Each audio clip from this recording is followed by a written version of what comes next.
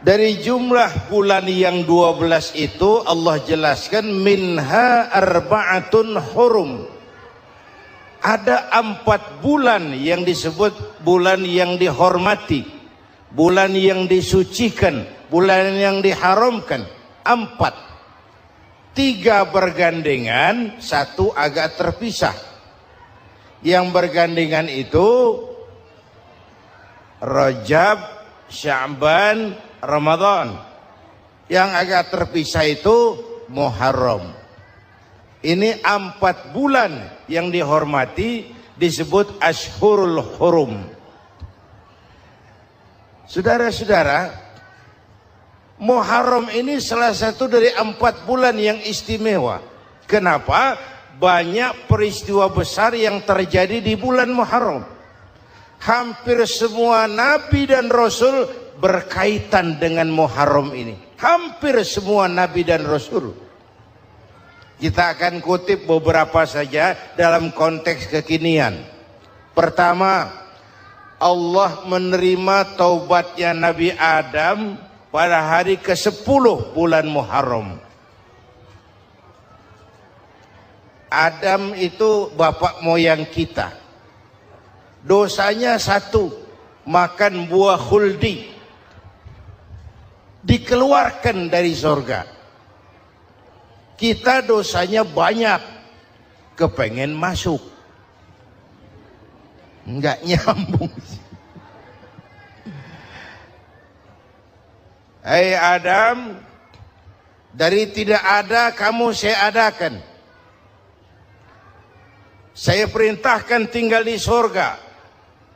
Merasa sepi sendirian, saya ciptakan Siti Hawa supaya kamu tenang.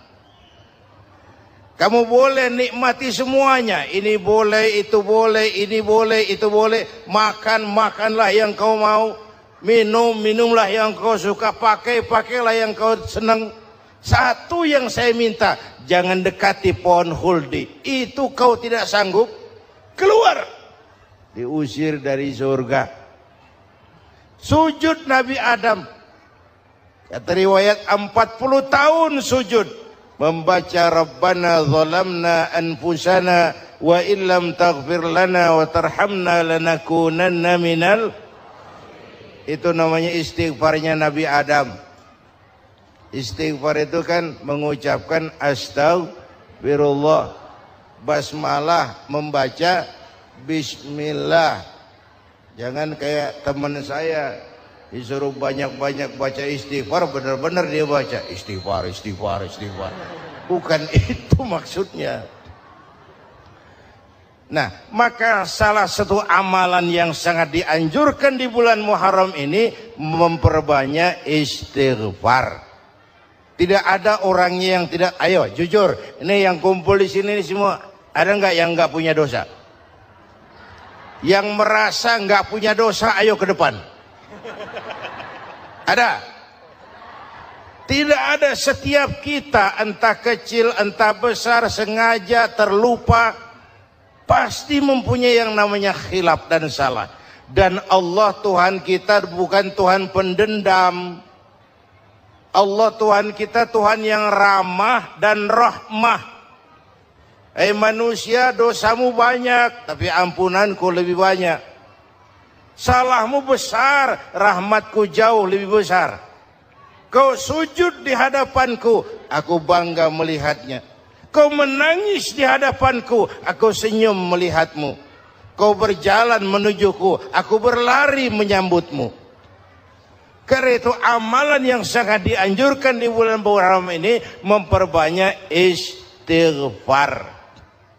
Itu kalau istighfarnya Nabi Adam. Ada istighfarnya Nabi Yunus. Ibu kenal Nabi Yunus? Di mana kenalannya? So tahu. Nabi Yunus itu ketika berdakwah kepada kaumnya yang bandel, memberikan peringatan, kalau kalian tidak mau beriman akan turun azab. Kapan Yunus? Akan. Kenapa mesti akan? Sekarang aja kalau mau saya tungguin. Kurang ajar betul ini umat.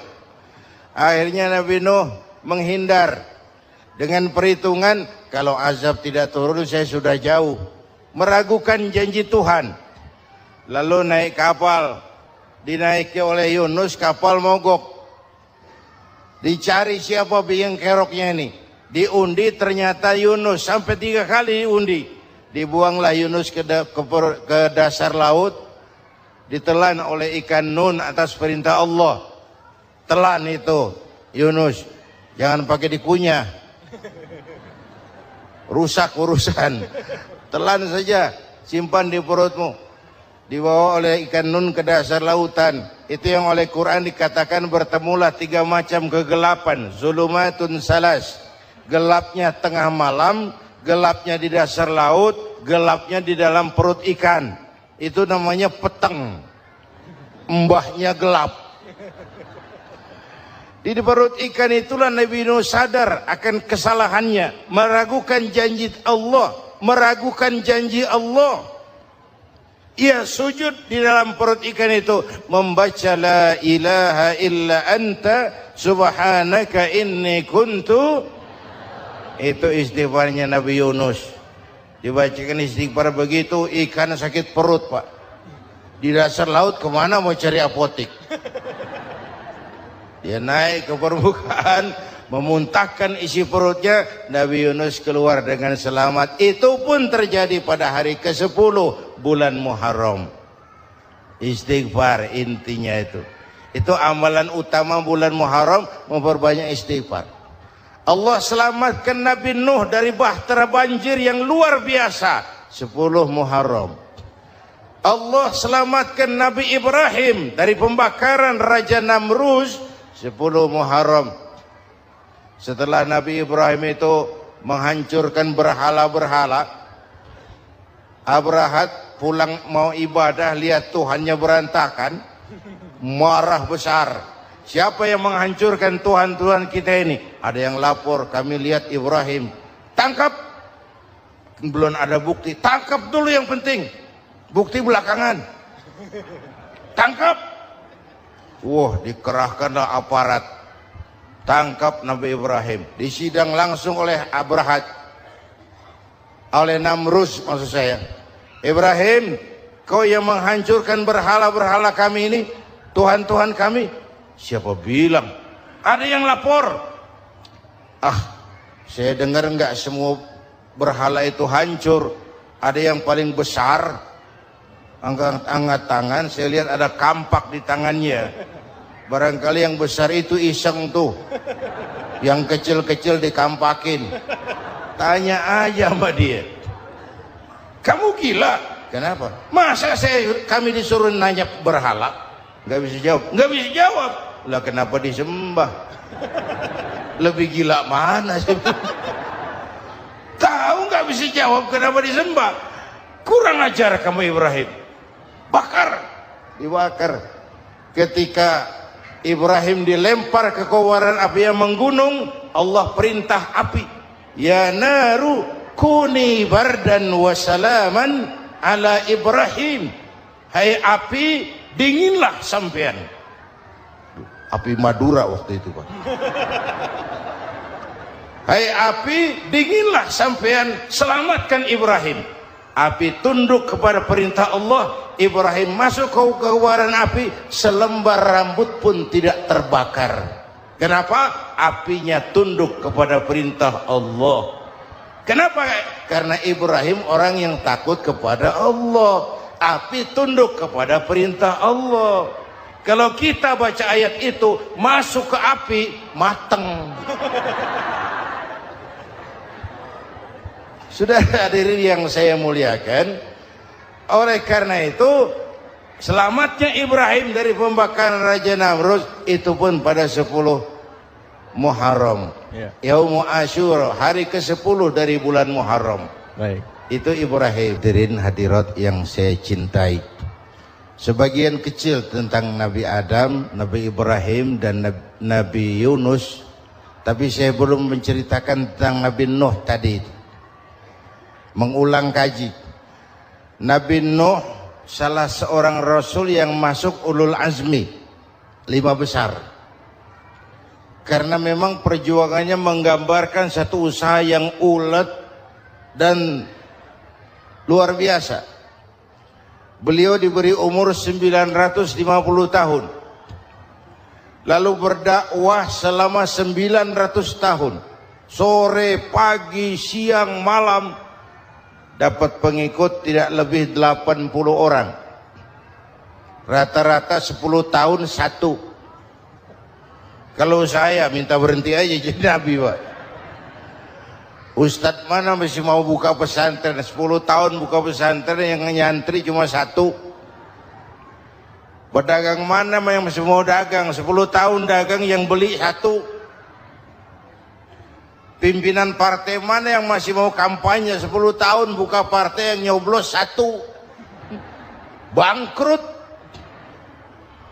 Umatnya bandel, kurang ajar, durjana, bajingan, tengik.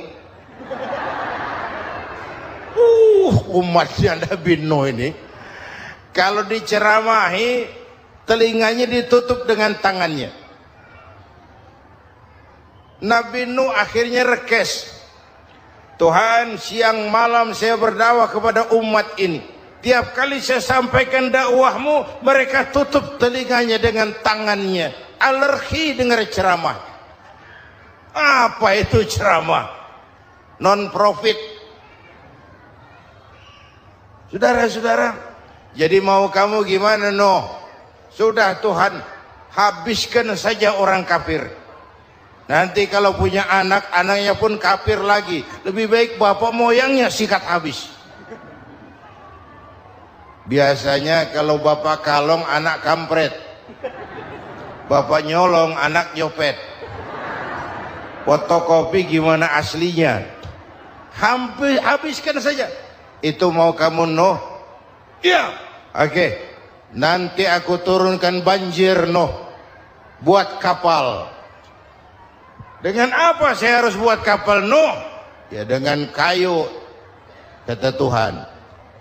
Kayunya dari mana, Tuhan? Ya dari pohon, Nuh. Pohonnya belum ada, Tuhan. Ya tanam dulu, Nuh. Bikin kapal kayunya nanam pohon. Apa artinya? Perjuangan perlu kesabaran. Sukses itu ada prosesnya. Nggak bisa simsalabim abracadabra lalu kita mau sukses. Semua ada prosesnya. Walaupun kenyataannya begitu. Sukses banyak bapaknya, gagal itu yatim. Kalau kita sukses banyak yang ngakuin. Yang baru ketemu pakai manggil encing. Ketemu baru. Tapi sukses banyak bapaknya. Gagal yatim, nggak ada yang mau ngakuin kalau kita gagal itu. Udah bikin kapal dengan kayu di tengah kampung, bikin kapal ini. Bayangkan di tengah kampung bikin kapal, orang kafir makin menjadi-jadi. Lihat Nuh, kenapa? Makin sarap. Bikin kapal di tengah kampung mau belayar kemana? Tuh lihat, kalau orang nggak tahu tujuan, mountain setengah jalan.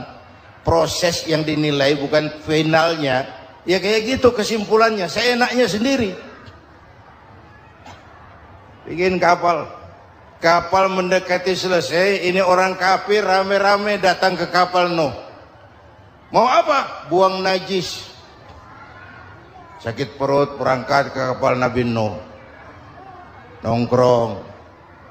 Dapat 2-3 tumpuk pulang.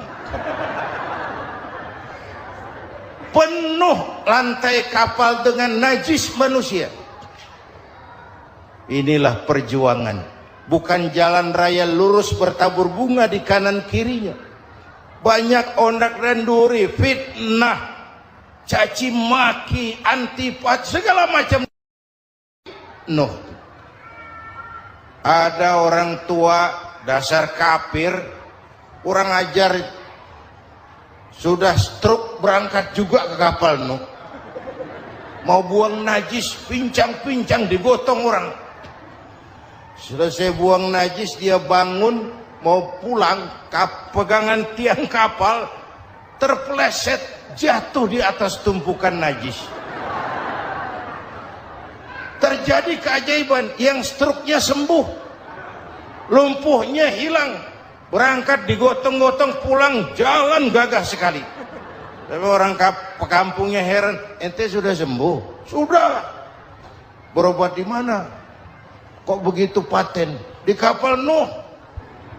Masih banyak.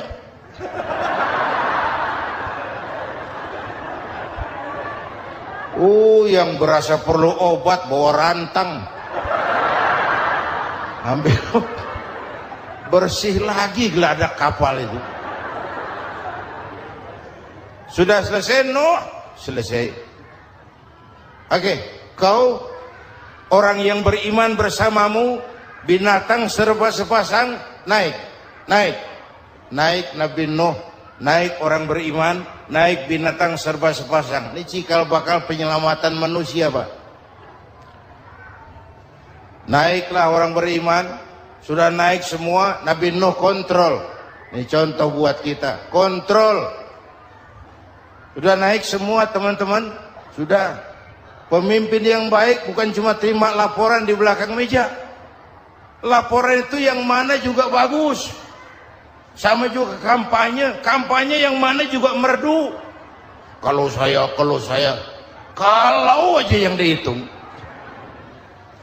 Pernah ada calon bupati kampanye janji, kalau saya berhasil kita akan banyak bangun jembatan di daerah kita. Orang ditanya, Pak, nggak ada sungai di kampung kita, Pak. Dia bilang, sungainya kita bangun sekalian. Udah kadung janji, mana pula orang mau bangun sungai ini. Saudara-saudara, kontrol. Jangan cuma tunggu laporan di belakang meja, semua laporan bagus. Ya, Bu? Bu?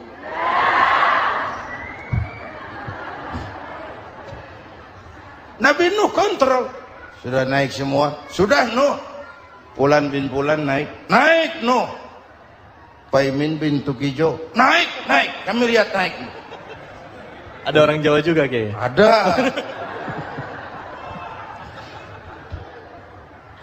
Sudah kontrol. Kanan anak saya ikut nggak naik kapal? Kami tidak lihat itu, Nuh. Kanan. Ini potret. Bapaknya aktif ke masjid, ibunya rajin ke majelis taklim, anaknya keleleran kemana-mana. Bukan di sini, di Prancis. Udah di sini insya Allah sama.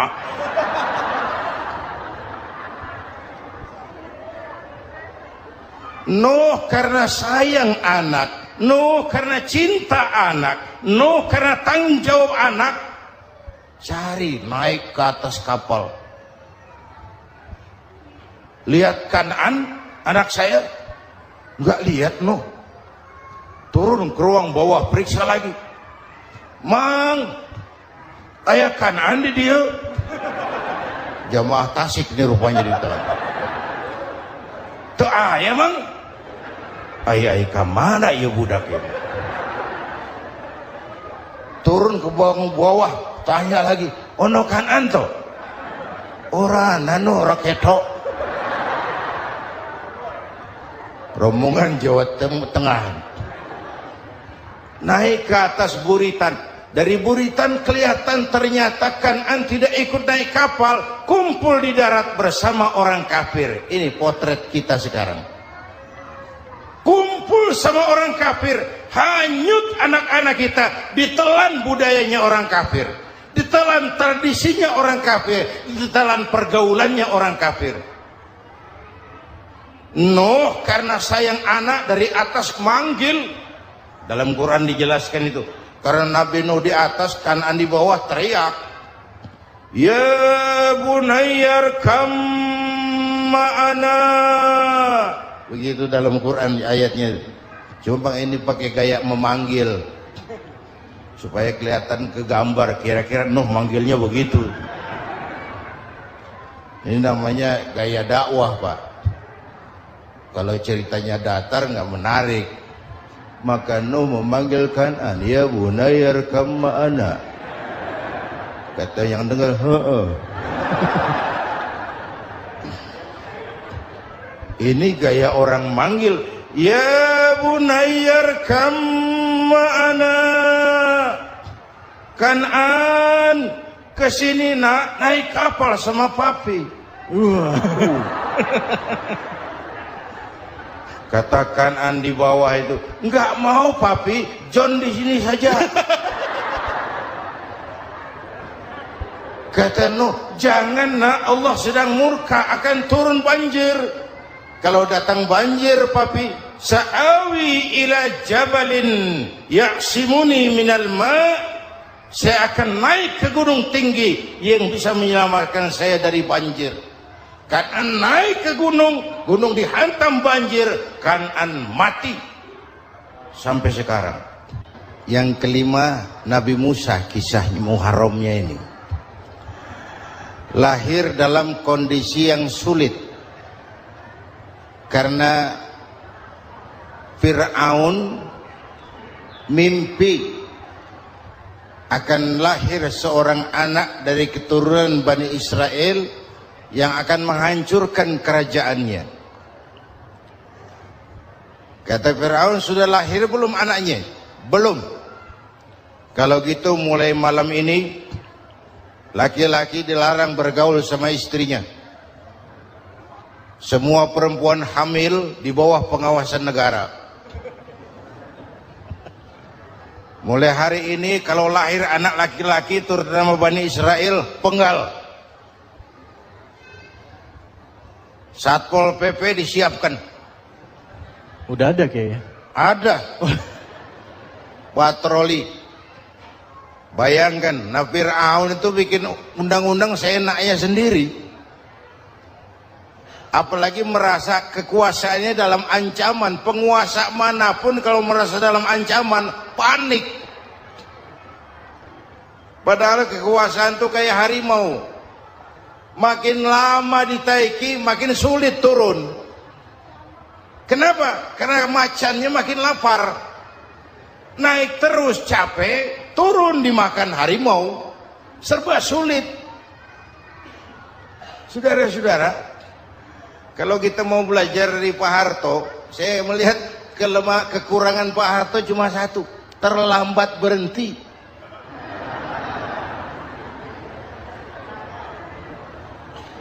Terlambat berhenti. Di sekelilinginya banyak tukang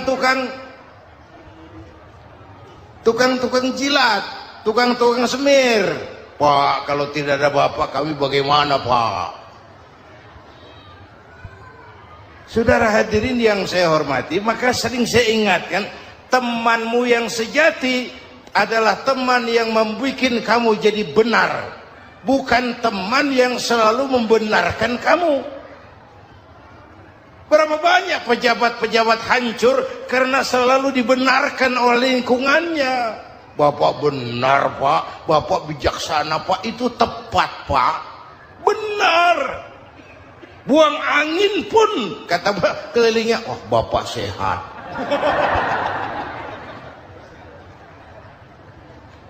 Temanmu yang sejati, teman yang bikin kamu jadi benar, bukan teman yang selalu membenarkan kamu. Bapak Ibu hadirin yang saya hormati, tapi kehendak Allah terjadi. Lahirlah Musa. Bayinya dihanyutkan di sungai Nil. Bayi sudah menderita, dihanyutkan di sungai Nil. Dan akhirnya besar di lingkungan istana Fir'aun. Diriwayat oleh Ratu Aisyah, perempuan Fir'aun, setelah mulai berjuang, terjadilah itu. Musa dan pengikutnya dikejar oleh Fir'aun. Sampai di tepi laut, Allah wahyukan Musa, lempar tongkatmu ke laut. Dalam kondisi darurat, mukjizat tiada jalan. Kondisi darurat. Kalau tidak, mukjizat itu maunya Allah, bukan maunya Nabi. Nabi nggak kuasa. Allah yang mau, tapi hidup Nabi bukan mukjizat, manusiawi. Tidak mentang-mentang ada mukjizat tongkat, tiap sulit main tongkat, nggak usah berjuang kalau begitu. Itu darurat menyelamatkan umat. Tongkat dilempar ke laut, laut terbelah. Laut terbelah. Itu secara visualnya bisa kita lihat dalam film The Ten Commandment. Udah nonton belum? Urusan nonton kalah sama Ustadz bagaimana sih? Ten Commandment, 10 firman Tuhan. Tekniknya bagus tuh. Bagaimana laut terbelah. Musa lewat. Fir'aun mengejar. Musa sampai di ujung sana. Fir'aun masih di sama tengah perjalanan. Laut nutup kembali. Laut menutup kembali. Fir'aun tenggelam. Cengap-cengap di lautan. Begitu nafas sampai di tenggorokan, Fir'aun sambil cengap-cengap itu, amantu bi Rabbi Musa wa Harun. Duh, kalau begini mah saya juga percaya sama Tuhannya Musa. Mereka mau jengkel, goblok loh. Terlambat sekarang. Tenggelamin terus. Modar. Musa selamat. Fir'aun mati. Jenazahnya, jasadnya terdampar di pinggir laut. Beberapa waktu kemudian ditemukan orang, dimumi, dibalsam, diawetkan. Itu sesuai janji Quran. Wa kadzalika nunajjika bi badanika litakuna liman khalfaka ayah. Kami selamatkan badan kamu agar jadi pelajaran bagi orang-orang sesudah kamu nanti. Janji Quran tepat. Janji itu 14 abad yang lalu. Jasad Fir'aun ditemukan, dimumi, diawetkan, dibalsam di bawah nama Pharao Ramses II. Sekarang tersimpan di Museum Negara di Mesir. Kapan-kapan nanti ibu main ke Mesir, mampir. Naik ojek paling berapa itu? Orangnya tinggi, hidungnya mancung, pokoknya pantaslah jadi Fir'aun. Selamatnya Musa di kejaran Fir'aun di ujung sana itu terjadi pada hari ke-10 bulan Muharram, yang oleh orang Nasrani diperingati dengan hari raya Paskah. Mereka melaksanakan puasa, mensyukuri nikmat keselamatan dari kejaran Fir'aun. Makanya kalau kita ikut puasa di bulan Muharram bukan mengikuti syariatnya Nasrani, salah. Karena Nabi mengajarkan, itu sumbernya. Bukan ikutan sama ibadahnya Israel. Tapi memang agama ini kan merupakan mata rantai. Datang Rasul baru melengkapi Rasul sebelumnya, datang Rasul baru melengkapi Rasul sebelumnya. Mata rantai yang berkaitan. Setelah Muhammad selesai, selesailah tugas Nabi dan Rasul. Selesailah misi Nabi dan Rasul. Tidak ada Nabi lagi sesudah Nabi Muhammad. Itu harga mati, titik. Gak ada kompromi. Siapapun sekarang ini nggak datang ngaku jadi Nabi, wajib tidak percaya. Wajib tidak percaya. Tapi kaitannya memang, kita bilang Nasrani, orang bahasa Arab, bahasa Ibraninya Nazaret, Nasiroh, Nazaret. Itu beda dialek. Kita Daud, dia David.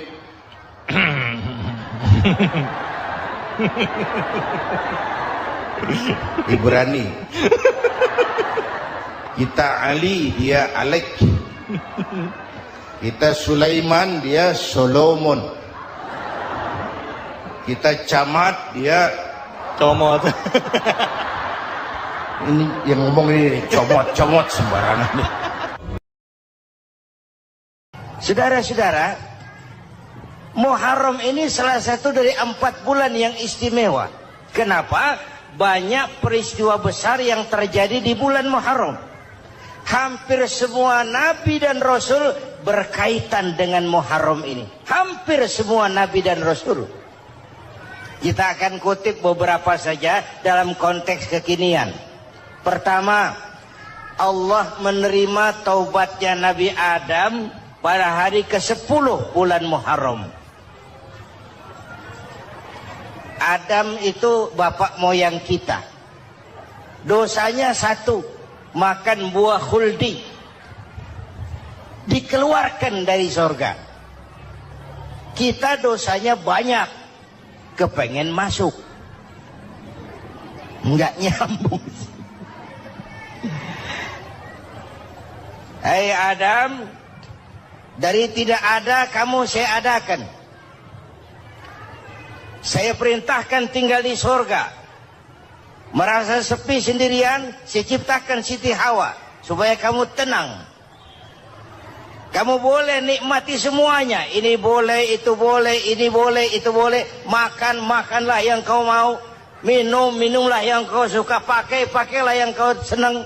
Satu yang saya minta, jangan dekati pohon khuldi. Itu kau tidak sanggup, keluar. Diusir dari surga. Sujud Nabi Adam. Kata riwayat 40 tahun sujud. Membaca Rabbana zalamna anfusana wa illam taghfir lana wa tarhamna lanakunanna minal. Itu namanya istighfarnya Nabi Adam. Istighfar itu kan mengucapkan astagfirullah, basmalah, membaca bismillah. Jangan kayak teman saya disuruh banyak-banyak baca istighfar, benar-benar dia baca istighfar, istighfar, istighfar. Bukan itu maksudnya. Nah, maka salah satu amalan yang sangat dianjurkan di bulan Muharram ini memperbanyak istighfar. Tidak ada orangnya yang tidak. Ayo jujur, ini yang kumpul di sini semua, ada nggak yang nggak punya dosa? Yang merasa nggak punya dosa, ayo ke depan. Ada? Tidak ada. Setiap kita, entah kecil entah besar, sengaja terlupa, pasti mempunyai yang namanya khilaf dan salah. Dan Allah Tuhan kita bukan Tuhan pendendam. Allah Tuhan kita Tuhan yang ramah dan rahmah. Hei manusia, dosamu banyak, tapi ampunanku lebih banyak. Salahmu besar, rahmatku jauh lebih besar. Kau sujud di hadapanku, aku bangga melihatnya. Kau menangis di hadapanku, aku senyum melihatmu. Kau berjalan menujuku, aku berlari menyambutmu. Karena itu amalan yang sangat dianjurkan di bulan Muharram ini memperbanyak istighfar. Itu kalau istighfarnya Nabi Adam. Ada istighfarnya Nabi Yunus. Ibu kenal Nabi Yunus? Di mana kenalannya? So tahu. Nabi Yunus itu ketika berdakwah kepada kaumnya yang bandel, memberikan peringatan mau beriman akan turun azab. Kapan Yunus? Akan. Kenapa mesti akan? Sekarang aja kalau mau saya tungguin. Kurang ajar betul ini umat. Akhirnya Nabi Nuh menghindar dengan perhitungan kalau azab tidak turun saya sudah jauh. Meragukan janji Tuhan. Lalu naik kapal. Dinaiki oleh Yunus, kapal mogok. Dicari siapa biang keroknya ini. Diundi ternyata Yunus, sampai 3 kali diundi. Dibuanglah Yunus ke dasar laut, ditelan oleh ikan nun atas perintah Allah. Telan itu Yunus, jangan pakai dikunyah, rusak urusan. Telan saja, simpan di perutmu. Dibawa oleh ikan nun ke dasar lautan. Itu yang oleh Quran dikatakan bertemulah 3 macam kegelapan. Zulumatun salas, gelapnya tengah malam, gelapnya di dasar laut, gelapnya di dalam perut ikan. Itu namanya peteng. Mbahnya gelap. Di perut ikan itulah Nabi Nuh sadar akan kesalahannya. Allah meragukan janji Allah. Ia sujud di dalam perut ikan itu, membaca la ilaha illa anta subhanaka inni kuntu. Itu istighfarnya Nabi Yunus. Dibacakan istighfar begitu, ikan sakit perut pak. Di dasar laut kemana mau cari apotik? Dia naik ke permukaan, memuntahkan isi perutnya, Nabi Yunus keluar dengan selamat. Itu pun terjadi pada hari ke-10 bulan Muharram. Istighfar intinya itu. Itu amalan utama bulan Muharram, memperbanyak istighfar. Allah selamatkan Nabi Nuh dari bahtera banjir yang luar biasa 10 Muharram. Allah selamatkan Nabi Ibrahim dari pembakaran Raja Namruz 10 Muharram. Setelah Nabi Ibrahim itu menghancurkan berhala-berhala, Abrahat pulang mau ibadah, lihat Tuhannya berantakan, marah besar. Siapa yang menghancurkan Tuhan-Tuhan kita ini? Ada yang lapor, kami lihat Ibrahim. Tangkap. Belum ada bukti. Tangkap dulu yang penting. Bukti belakangan. Tangkap. Wah, dikerahkanlah aparat. Tangkap Nabi Ibrahim. Disidang langsung oleh Abrahat. Oleh Namruz maksud saya. Ibrahim, kau yang menghancurkan berhala-berhala kami ini, Tuhan-Tuhan kami. Siapa bilang? Ada yang lapor. Saya dengar enggak semua berhala itu hancur. Ada yang paling besar, angkat tangan, saya lihat ada kampak di tangannya. Barangkali yang besar itu iseng tuh, yang kecil-kecil dikampakin. Tanya aja sama dia. Kamu gila? Kenapa? Masa kami disuruh nanya berhala? Gak bisa jawab. Kenapa disembah? Lebih gila mana? Tahu nggak bisa jawab kenapa disembah? Kurang ajar kamu Ibrahim. Dibakar. Ketika Ibrahim dilempar ke kobaran api yang menggunung, Allah perintah api, ya naru kuni bardan wa salaman ala Ibrahim. Hai api, dinginlah sampean. Api Madura waktu itu, Pak. Hai api, dinginlah sampean, selamatkan Ibrahim. Api tunduk kepada perintah Allah. Ibrahim masuk ke kobaran api, selembar rambut pun tidak terbakar. Kenapa? Apinya tunduk kepada perintah Allah. Kenapa? Karena Ibrahim orang yang takut kepada Allah. Api tunduk kepada perintah Allah. Kalau kita baca ayat itu, masuk ke api, mateng.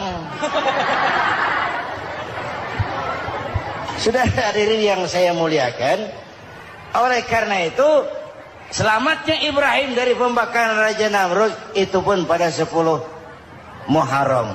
Yaumul Asyura, hari ke-10 dari bulan Muharram.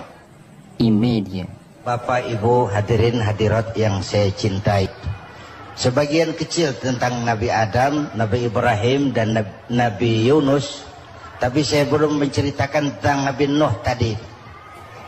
Mengulang kaji. Nabi Nuh salah seorang rasul yang masuk ulul azmi 5 besar. Karena memang perjuangannya menggambarkan satu usaha yang ulet dan luar biasa. Beliau diberi umur 950 tahun. Lalu berdakwah selama 900 tahun. Sore, pagi, siang, malam. Dapat pengikut tidak lebih 80 orang. Rata-rata 10 tahun satu. Kalau saya minta berhenti aja jadi nabi, Pak. Ustadz mana masih mau buka pesantren? 10 tahun buka pesantren, yang nyantri cuma satu. Pedagang mana yang masih mau dagang? 10 tahun dagang, yang beli satu. Pimpinan partai mana yang masih mau kampanye? 10 tahun buka partai, yang nyoblos satu. Bangkrut. Umatnya bandel, kurang ajar, durjana, bajingan, tengik. Umatnya Nabi Nuh ini kalau diceramahi, telinganya ditutup dengan tangannya. Nabi Nuh akhirnya rekes. Tuhan, siang malam saya berdakwah kepada umat ini. Tiap kali saya sampaikan dakwahmu, mereka tutup telinganya dengan tangannya. Alergi dengar ceramah. Apa itu ceramah? Non-profit. Saudara-saudara, jadi mau kamu gimana, Nuh? Sudah Tuhan, habiskan saja orang kafir. Nanti kalau punya anak, anaknya pun kafir, moyangnya sikat habis. Biasanya kalau bapak kalong, anak kampret. Bapak nyolong, anak nyopet. Fotokopi gimana aslinya? Hampir habiskan saja. Itu mau kamu Nuh? Iya. Oke. Nanti aku turunkan banjir Nuh. Buat kapal. Dengan apa saya harus buat kapal Nuh? Ya dengan kayu. Kata Tuhan. Kayunya dari mana Tuhan? Ya dari pohon Nuh. Pohonnya belum ada Tuhan. Ya tanam dulu Nuh. Bikin kapal kayunya nanam pohon. Apa artinya? Perjuangan perlu kesabaran. Sukses itu ada prosesnya. Nggak bisa simsalabim abracadabra lalu kita mau sukses.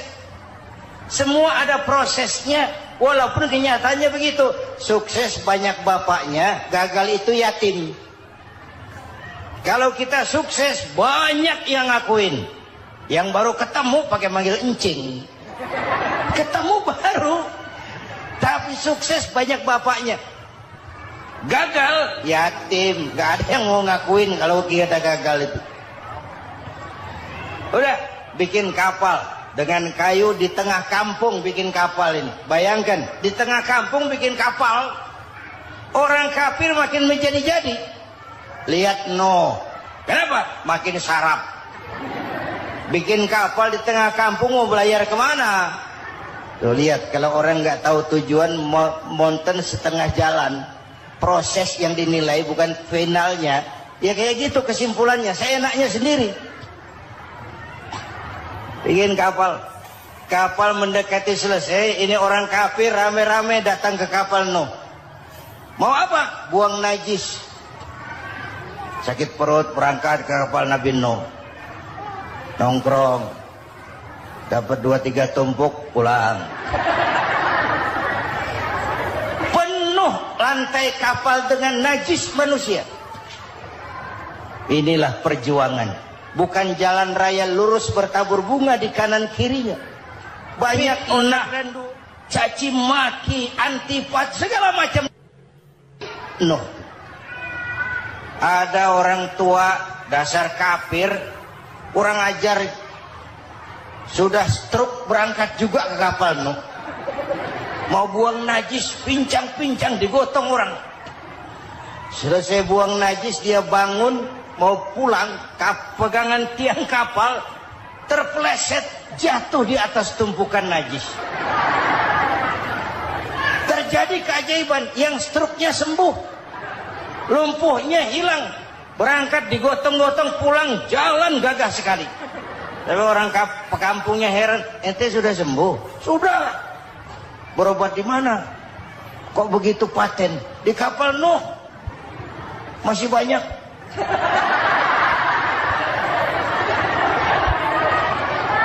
Yang berasa perlu obat bawa rantang. Ambil. Bersih lagi geladak kapal itu. Sudah selesai Nuh? Selesai. Oke, kau orang yang beriman bersamamu, binatang serba sepasang, naik Nabi Nuh, naik orang beriman sepasang. Ini cikal bakal penyelamatan manusia, Pak. Naiklah orang beriman, sudah naik semua, Nabi Nuh kontrol. Ini contoh buat kita, kontrol. Sudah naik semua teman-teman, sudah. Pemimpin yang baik bukan cuma terima laporan di belakang meja. Laporan itu yang mana juga bagus. Sama juga kampanye, kampanye yang mana juga merdu. Kalau saya, kalau aja yang dihitung. Pernah ada calon bupati kampanye janji, kalau saya berhasil kita akan banyak bangun jembatan di daerah kita. Tanya, Pak, nggak ada sungai di kampung kita, Pak. Dia bilang, sungainya kita bangun sekalian. Udah kadung janji. Mana pula orang mau bangun sungai itu. Saudara-saudara, kontrol. Jangan cuma tunggu laporan di belakang meja. Semua laporan bagus. Ya, Bu? Bu?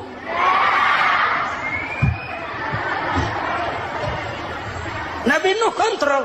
Sudah naik semua? Sudah, Nuh. Pulan bin Pulan naik. Naik, Nuh. Paimin bintu Kijo. Naik, naik. Kami lihat naik. Ada orang Jawa juga Kiai. Ada. Sudah kontrol. Kanan anak saya ikut nggak naik kapal? Kami tidak lihat itu no. Kanan. Ini potret. Bapaknya aktif ke masjid, ibunya rajin ke majelis taklim, anaknya keleleran kemana-mana. Bukan di sini, di Prancis. Udah di sini insya Allah sama.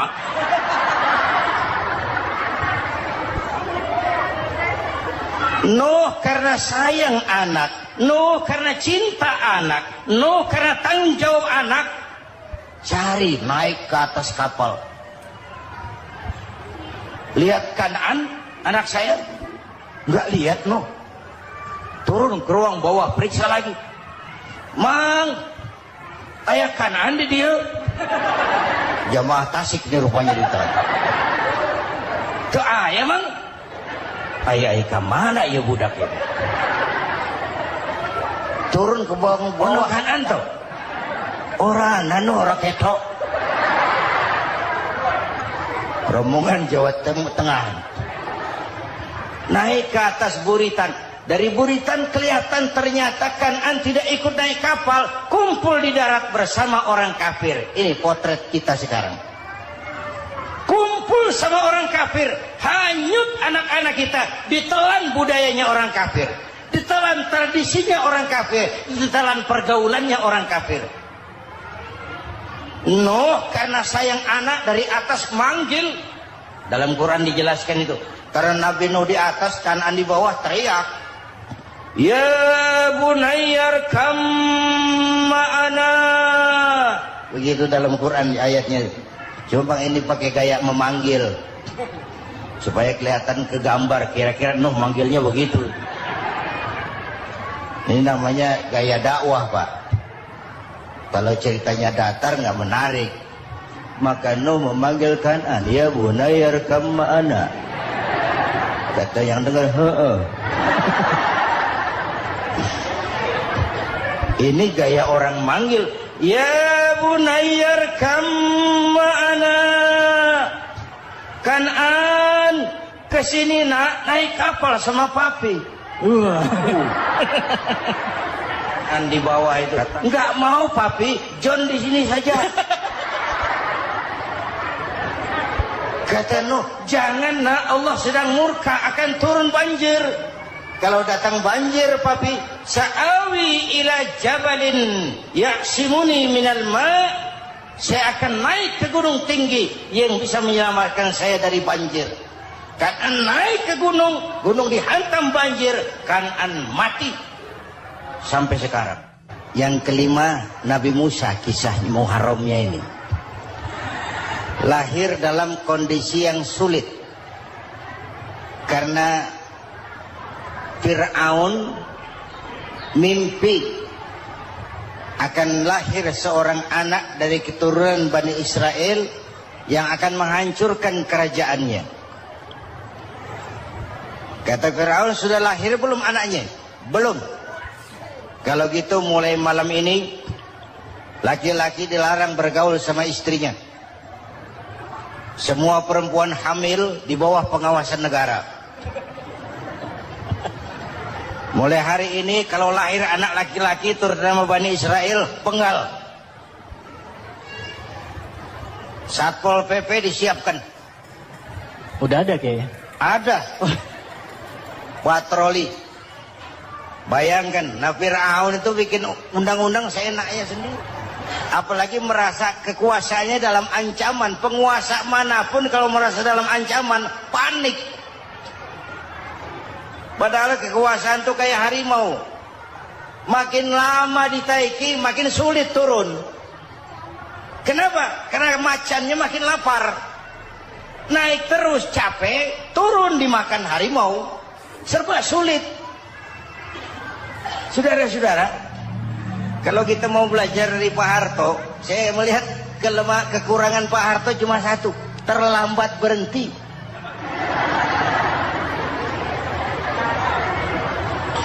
Terlambat berhenti. Di sekelilinginya banyak tukang-tukang jilat, tukang-tukang semir. Pak, kalau tidak ada bapak kami bagaimana, Pak? Bapak Ibu hadirin yang saya hormati, tapi kehendak Allah terjadi. Lahirlah Musa. Bayinya dihanyutkan di sungai Nil. Bayi sudah menderita, dihanyutkan di sungai Nil. Dan akhirnya besar di lingkungan istana Fir'aun. Diriwayat oleh Ratu Aisyah, perempuan Fir'aun, setelah mulai berjuang, terjadilah itu. Musa dan pengikutnya dikejar oleh Fir'aun. Sampai di tepi laut, Allah wahyukan Musa, lempar tongkatmu ke laut. Dalam kondisi darurat, mukjizat tiada jalan. Kondisi darurat. Kalau tidak, mukjizat itu maunya Allah, bukan maunya Nabi. Nabi nggak kuasa, Allah yang mau. Tapi hidup Nabi bukan mukjizat, manusiawi. Tidak mentang-mentang ada mukjizat tongkat, tiap sulit main tongkat. Nggak usah berjuang kalau begitu. Itu darurat menyelamatkan umat. Tongkat dilempar ke laut, laut terbelah. Laut terbelah.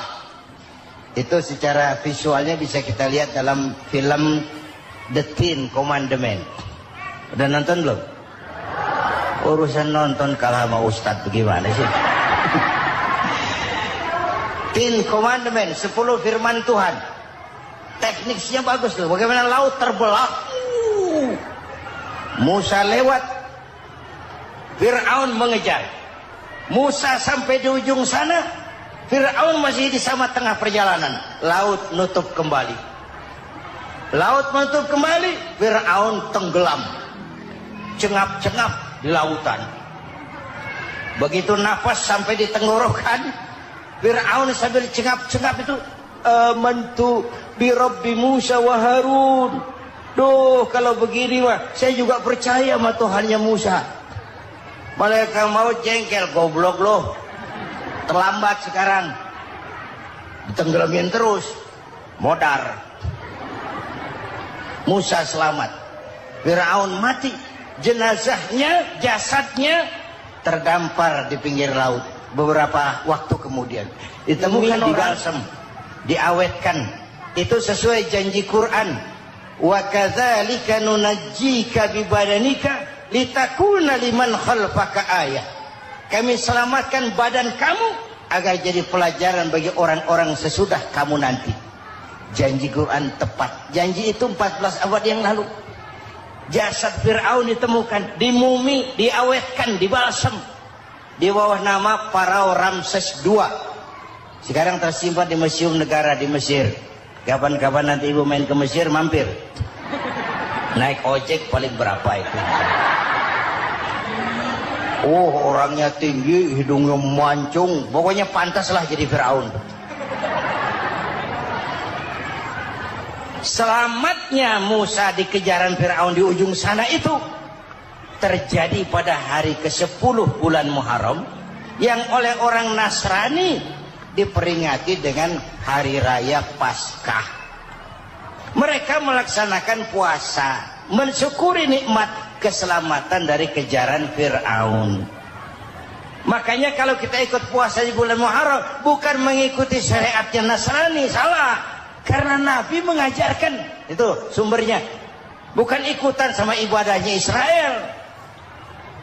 Tapi memang agama ini kan merupakan mata rantai. Datang Rasul baru melengkapi Rasul sebelumnya, datang Rasul baru melengkapi Rasul sebelumnya. Mata rantai yang berkaitan. Setelah Muhammad selesai, selesailah tugas Nabi dan Rasul. Selesailah misi Nabi dan Rasul. Tidak ada Nabi lagi sesudah Nabi Muhammad. Itu harga mati, titik. Gak ada kompromi. Siapapun sekarang ini nggak datang ngaku jadi Nabi, wajib tidak percaya. Wajib tidak percaya. Tapi kaitannya memang, kita bilang Nasrani, orang bahasa Arab, bahasa Ibraninya Nazaret, Nasiroh, Nazaret. Itu beda dialek. Dialek. Kita Daud, dia David.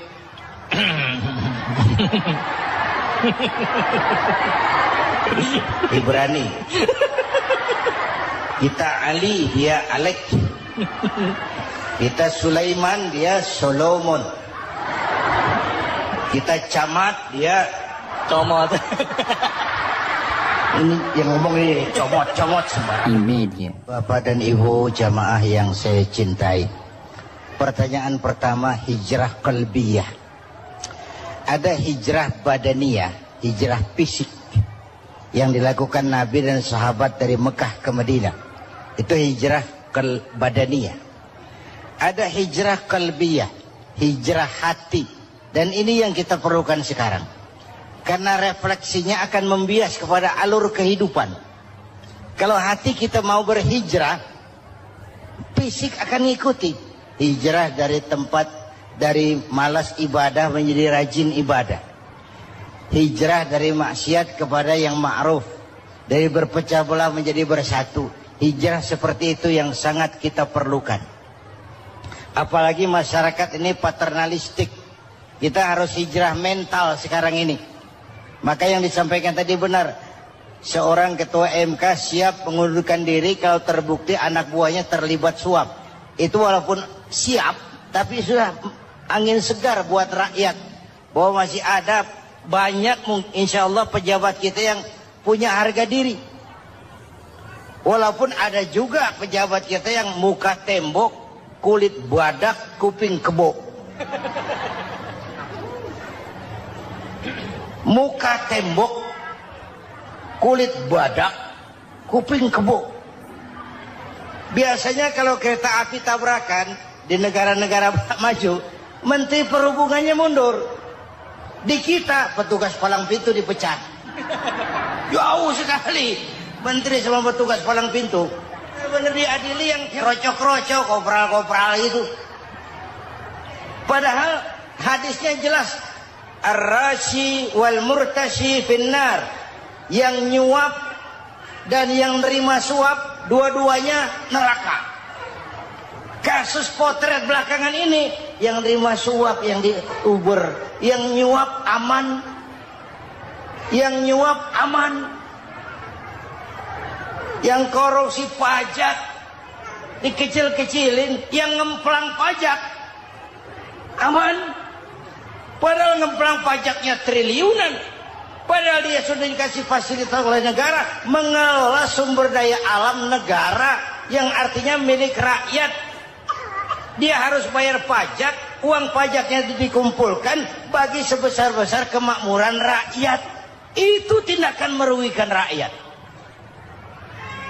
Karena itu betul, saya setuju hijrah qalbi yang perlu kita lakukan sekarang. Hijrah hati. Kita ini bangsa Indonesia seperti timnas. Timnas sekarang anak-anak muda sudah berani pakai baju PSSI. Iya. Kenapa? Menang. Coba kalau kalah terus, nanti. Menang. Tapi bangsa Indonesia itu memang seperti timnas. Namanya kesebelasan. 11 orang. Walaupun ada pemain bintang ya ada presiden, gubernur, menteri, itu bintang-bintang. Tapi bintang baru ada artinya kalau dibantu 10 pemain yang lain.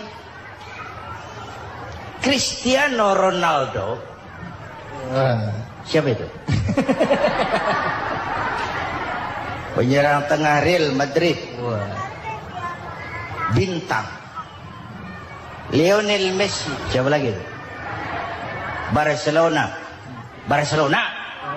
Bercelana.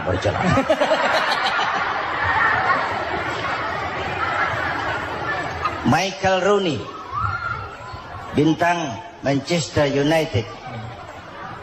Ronaldo baru bintang, Messi baru bintang kalau ada 10 pemain yang lain.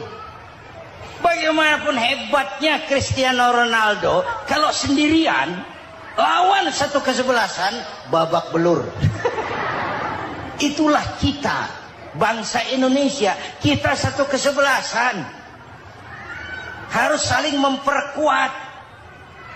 Ada bangsa kita ini yang jadi jaksa, ada yang jadi hakim, ada yang jadi polisi. Itu posisi penyerang tengah, kiri luar, kanan dalam, back, striker, kiper, posisi. Tapi sadar, kita satu kesebelasan, Bung. Jangan bikin gol ke gawang sendiri. Kalau punya bola bagus, operan dong sama temannya. Yang bisa menciptakan gol, operan. Ada yang jadi pengusaha besar, bagus boleh. Punya untung besar, operan. Kasih masjid, kasih pesantren, operan. Ini kesebelasan kita kalau punya bola, peliknya setengah mati, Pak. Nggak mau ngoper. Bawa sendiri, mending bikin gol. Enggak. Kita ini satu kesebelasan. Satu sama lain harus saling memperkuat. Bahwa ada penyerang tengah, itu si posisi. Tapi kalau memang peluang memungkinkan, ayo dong operan. Saya iri sama kesebelasan Nasrani di Indonesia. Mereka kalau punya bola, operannya cakep. Gereja cepat selesai, rumah sakit Kristen cepat selesai. Kenapa? Operannya bagus.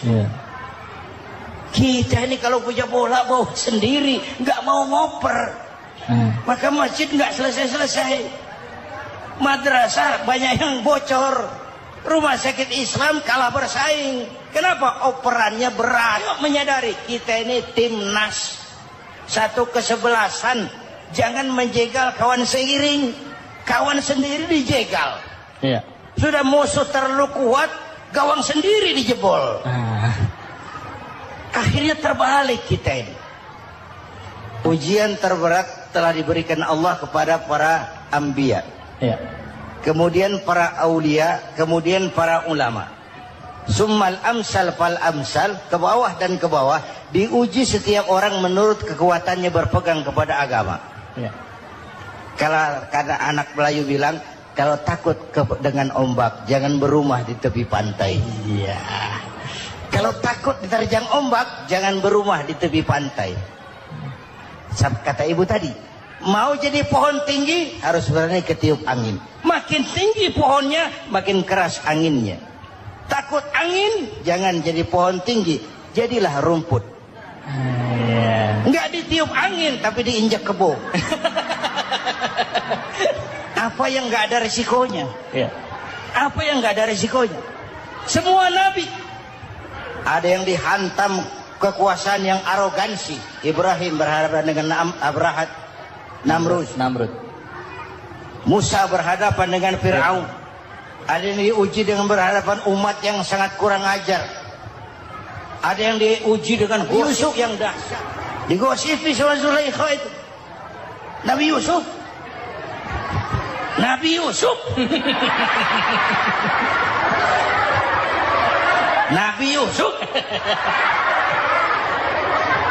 Yang namanya gosip itu kan menyebarkan keburukan orang. Kalau benar saja hukumnya ghibah. Kalau salah hukumnya fitnah. Fitnah lebih bahaya dari pembunuhan. Benarnya ghibah, salahnya fitnah. Saudara hadirin yang saya hormati, jadi resiko itu biasa. Tidak ada yang tanpa resiko. Kalau berani, kalau takut ombak, jangan berumah di tepi pantai. Tinggal bagaimana kita menyikapinya.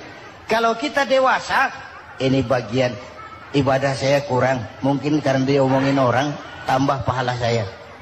Mungkin karena dia omongin orang, tambah pahala saya. Maka saya ngadapi gosip, sepatah pun saya nggak ngomong. Saya cicing, cicing. Saya percaya masyarakat itu punya filter. Amin.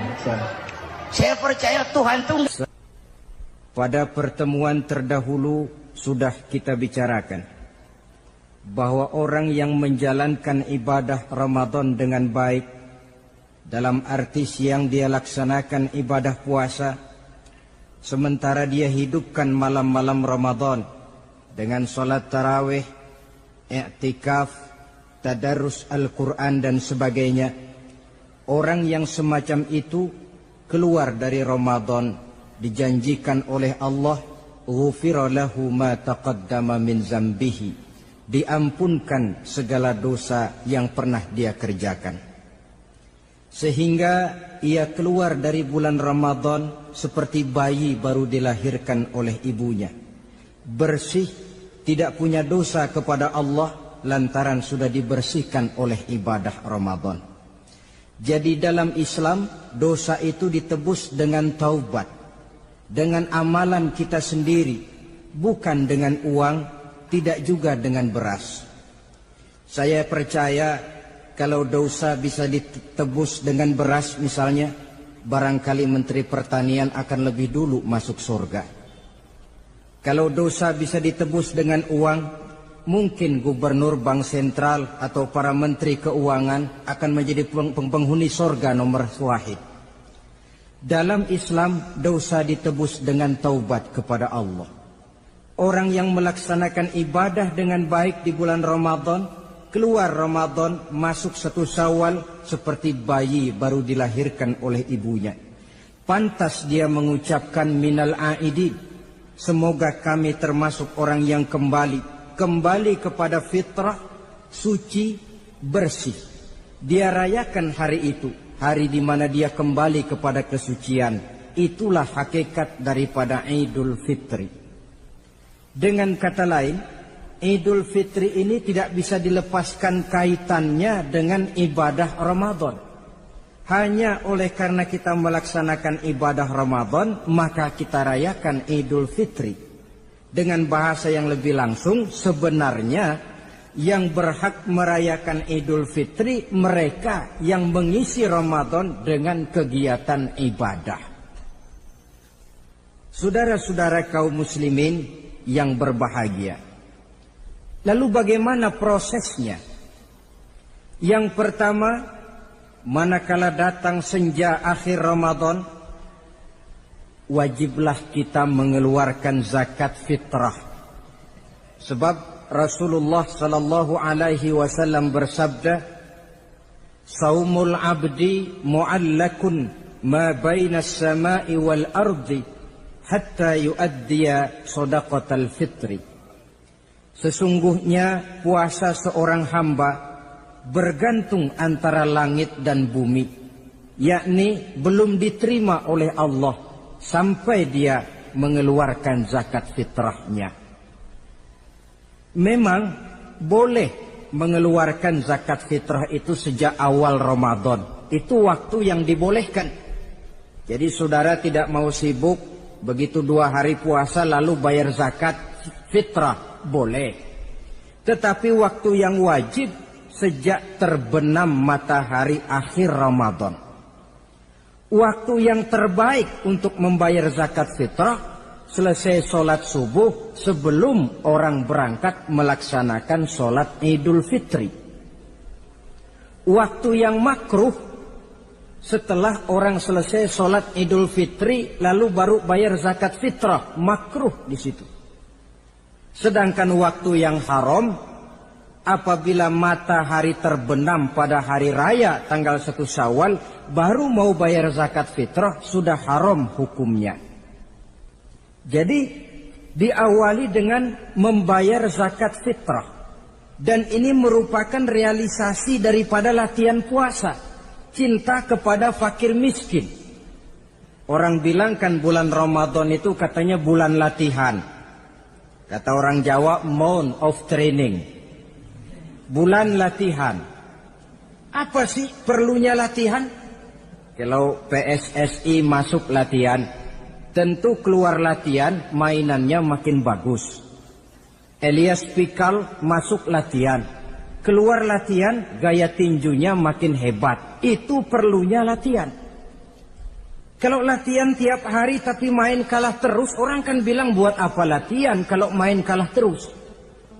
Kita muslimin selama Ramadan sebulan penuh masuk latihan. Latihan sabar, latihan jujur, latihan disiplin.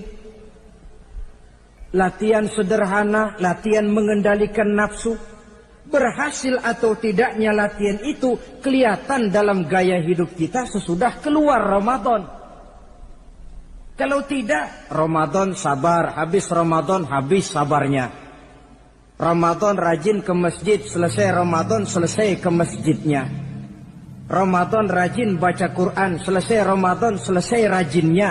Itu pertanda latihan tidak berhasil. Maka salah satu latihan ini kita buktikan kecintaan kita kepada fakir miskin dengan kewajiban membayar zakat dan zakat fitrah. Ya Allah, sudah saya rasakan bagaimana tidak enaknya lapar dan haus. Sudah saya rasakan bagaimana tidak enaknya penderitaan orang-orang fakir dan miskin yang tiap hari kelaparan dan kehausan. Sebagai pertanda, ya Allah, saya keluarkan zakat fitrah ini untuk orang-orang fakir dan miskin. Itu kita keluarkan pada saat matahari akhir Ramadan terbenam. Masuk malam pertama bulan Syawal. Malam takbiran kalau istilah di kampung kita ini. Allah Subhanahu wa taala dalam Al-Qur'an menjelaskan walitukmilul iddata. Hendaklah engkau sempurnakan jumlah bilangan hari puasamu. Berpuasa sebulan penuh. 30 hari atau lebih sering 29. Bila sudah sempurna hari puasa itu, walitukabbirullah, hendaklah engkau agungkan Allah. Hendaklah engkau bertakbir. Oleh karena itu disunahkan menghidupkan malam 1 Syawal, malam hari raya Idul Fitri itu dengan memperbanyak takbir. Sejak matahari terbenam selesai sholat maghrib, kita kumandangkanlah kalimat takbir itu dari rumah ke rumah, dari surau ke surau, dari masjid ke masjid, dari kampung ke kampung, pertanda rasa syukur kita yang tiada terhingga kehadirat Allah Subhanahu wa taala, Tuhan yang Maha Esa dan Maha Kuasa.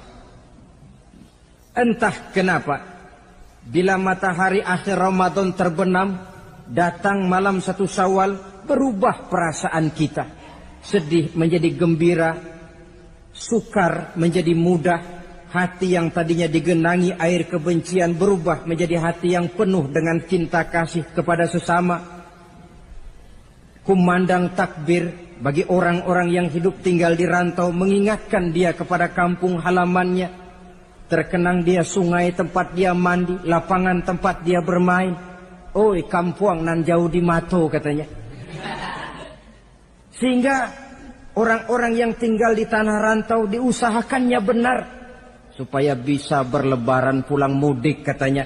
Nak berkumpul dengan sanak keluarganya supaya lebih mudah bersilaturahmi sambil mengenang masa-masa lalu di kampung halaman.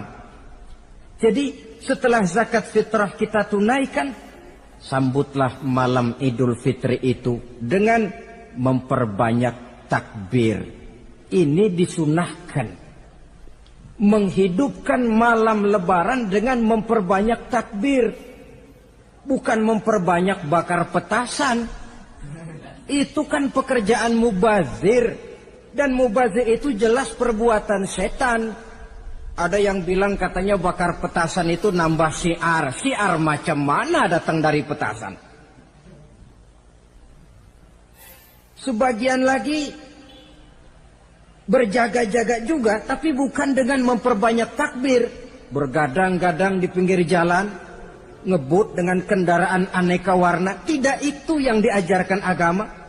Berkumpul kita di surau, berkumpul kita di masjid, paling kurang berkumpul di rumah dengan keluarga.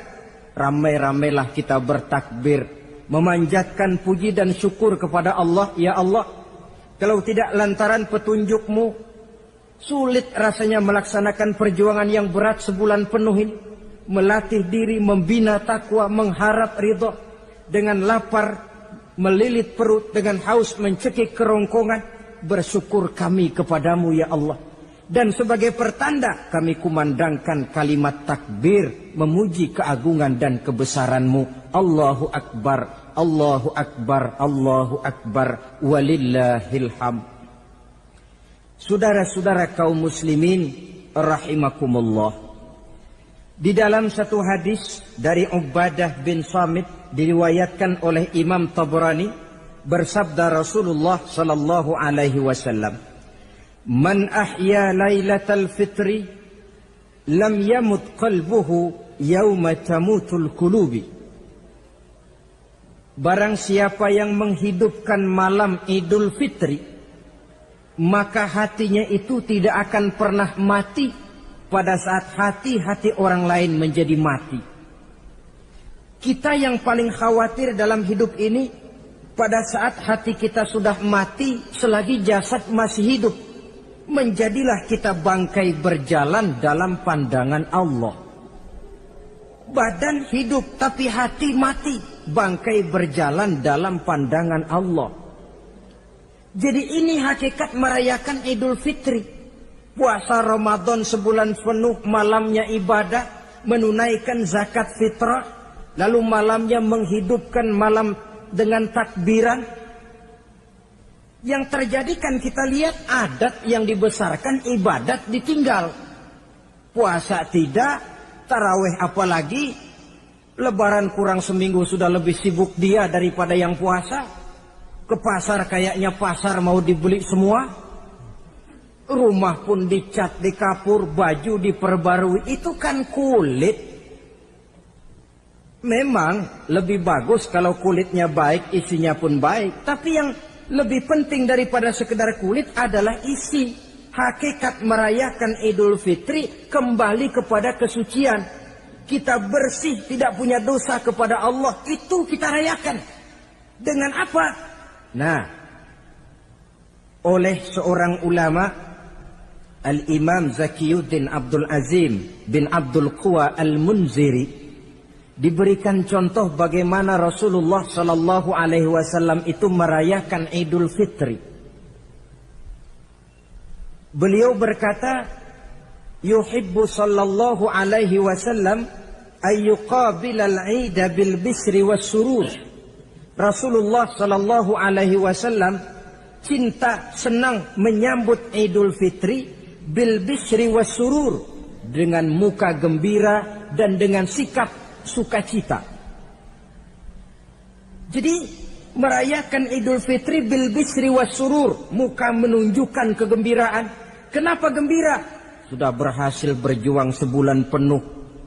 Bukan gembira lantaran di rumah banyak dodol, kue, pakaian serba baru, sepatu pun serba baru. Bukan itu yang kita gembira.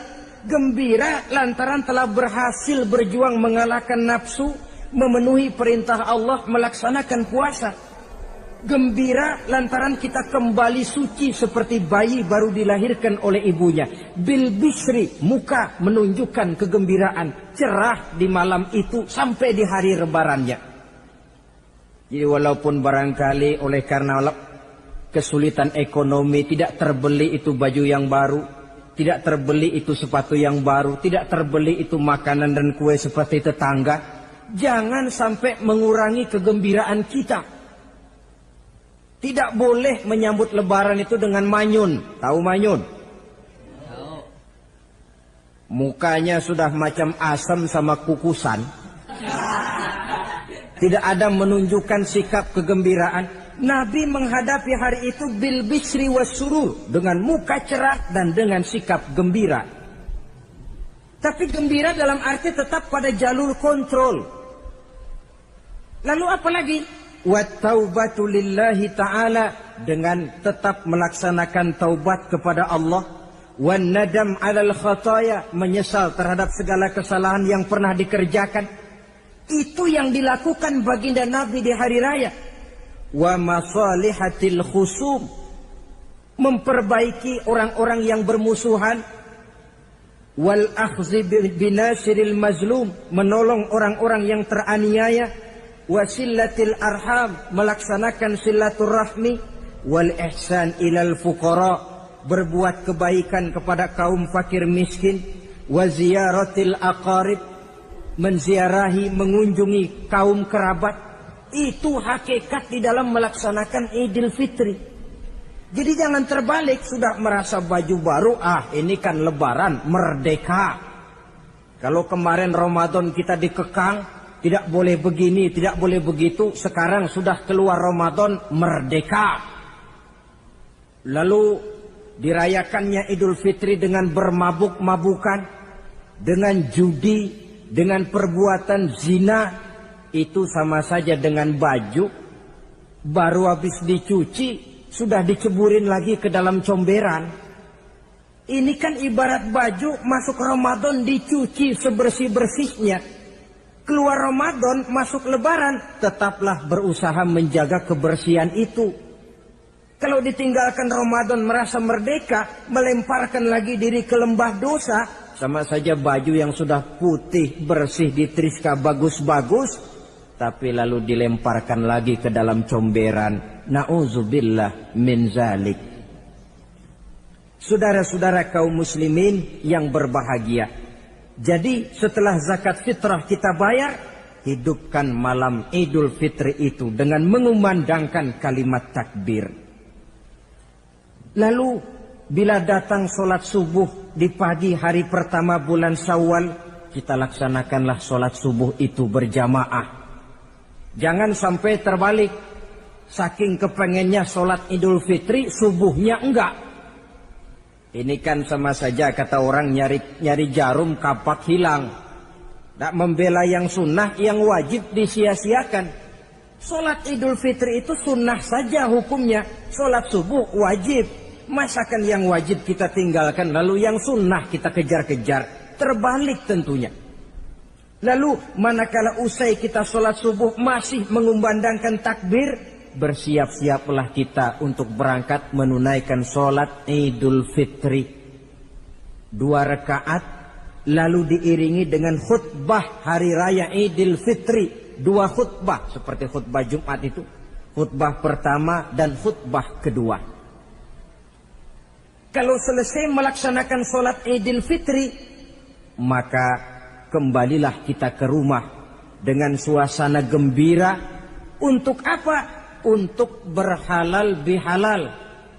Istilahnya untuk berlebaran, saling meminta maaf. Kenapa? Dengan ibadah Ramadan, dosa kita kepada Allah insya Allah bersih. Tapi kan kita tidak cuma berbuat dosa kepada Allah, kita juga berbuat salah kepada sesama manusia. Dosa kepada Allah, taubat langsung kepadanya, sonder pakai calo. Tidak bisa saudara bikin dosa kepada Allah, datang ke rumah saya, Pak inilah saya kasih uang, tolong mintakan taubat saya kepada Allah. Ya tidak bisa. Dosa kepada Allah langsung bertaubat kepadanya. Tapi dosa kepada sesama manusia, Allah belum akan memberikan ampun kalau kita belum minta maaf kepada yang bersangkutan. Ini sulitnya. Kalau saudara dosa meninggalkan sholat, tobat kepada Allah. Tapi kalau dosa kepada sesama manusia, saudara mencuri sendal orang, cara taubatnya bagaimana? Pertama menyesal, kenapa mencuri? Yang kedua berjanji tidak akan mencuri lagi. Yang ketiga meninggalkan perbuatan mencuri. Dan yang keempat, sendal orang pulangin. Tidak bisa saudara mencuri sendal, Tuhan taubat, nggak lagi-lagi nyolong sendal, tapi sendal orang dibekap terus, nggak dipulang-pulangin, ya tidak termasuk taubat itu.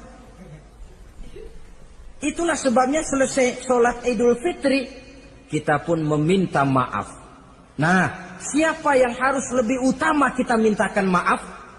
Satu riwayat menjelaskan bahwa selesai sholat Idul Fitri, para sahabat mendengar Rasul mengucapkan amin sampai 3 kali. Amin, amin, amin. Heran para sahabat. Ini Rasulullah tidak ada angin, tidak ada hujan. Kenapa amin sampai 3 kali? Mereka pun bertanya, ya Rasul, tadi amin sampai 3 kali kenapa? Kalian tidak tahu? Tidak tahu ya Rasul. Begini.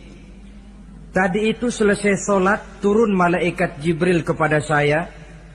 Beliau berkata, ya Muhammad, saya hendak berdoa kepada Allah. Maukah kau mengaminkan? Silahkan Jibril, berdoalah, saya akan mengaminkan. Rasul berdoa, Nabi mengaminkan. Doanya berisi 3 macam permohonan, maka Rasul pun 3 kali mengucapkan amin. Logikanya, Kalau sudah malaikat Jibril yang berdoa, lalu Rasul yang mengaminkan, apa iya doanya itu meleset? Apa isi doa malaikat Jibril? Yang pertama doa beliau, ya Allah, hari ini, 1 Syawal ketika itu, saya mohon kepadamu, janganlah engkau terima puasa dan ibadahnya anak yang durhaka kepada kedua orang tuanya. Rasul di belakang, amin. Anak yang durhaka kepada ibu bapaknya. Ya, Ramadan dia puasa di siang hari, malam dia taraweh, dia tadarus Al-Quran. Kalau sudah durhaka kepada ibu bapaknya, ibadahnya didoakan oleh malaikat Jibril, diaminkan oleh Rasul agar tidak diterima oleh Allah Subhanahu wa ta'ala.